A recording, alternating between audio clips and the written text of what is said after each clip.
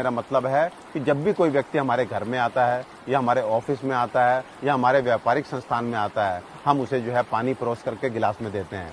कभी आपने गौर किया कि वो व्यक्ति कभी एक घुट पानी पीता है, कभी आधा गिलास पानी पीता है और कभी जो है आवश्यकता ना होने पर भी पूरा पानी पी जाता है। आपको जान के हैरानी होगी कि एक घुट पानी आदमी पीकर छोड़ देता है तो केवल बचे हुए पानी की बर्बादी नहीं है, उस पानी को शुद्ध करने में हमारे जो आरओ है उसने कितना पानी बर्बाद किया है। बाकी वो गिलास उठ करके वापस से सिंक में जाता है और फिर से उसकी धुलाई में कितना पानी खर्च होता है।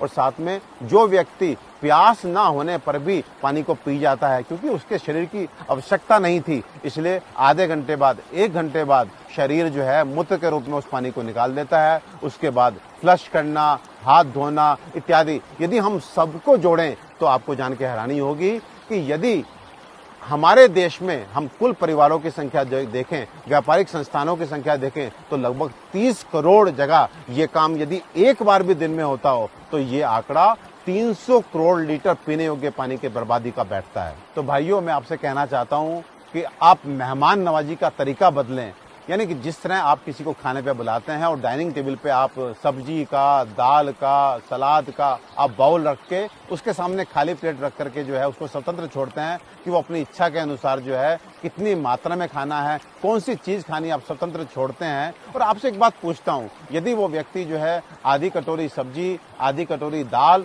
और थोड़ी सी रोटी अपनी प्लेट में छोड़ करके उड़ जाता है तो आपको कितना बुरा लगता है, केवल इसलिए कि थोड़ी मेहनत आपकी लगी है, थोड़ा पैसा आपका लगा है। लेकिन पानी को लेकर के लिए मैं आपको ध्यान दिलाना चाहता हूं, जब कोई व्यक्ति एक घुट पानी पी करके बाकी पानी को छोड़ करके टेबल से उड़ जाता है तो ना उसको बुरा लगता है ना आपको बुरा लगता है। मुझे लगता है कहीं ना कहीं हम पानी के लिए पे नहीं कर रहे हैं, आज हम पानी के लिए तरस नहीं रहे हैं, तो इसलिए पानी की बर्बादी हमें दुख नहीं दे रही है। लेकिन सचेत करना चाहता हूं कि वो दिन दूर नहीं जब बूंद बूंद पानी के लिए हम लोग तरसेंगे। तो अतिथि सत्कार यानी कि मेहमान नवाजी का तरीका बदलें, पानी की बंद बोतल और साथ में गिलास अतिथि के सामने रखें और उसको अपनी इच्छा अनुसार पानी की आवश्यकता है कि नहीं आवश्यकता है, कितनी आवश्यकता है, उसके लिए स्वतंत्र छोड़ें। भाइयों, किस बात का इंतजार कर रहे हैं? आखिर कब तक सरकारों को कोसते रहेंगे? कौन सा सामाजिक संगठन हमारी मदद कर पाएगा?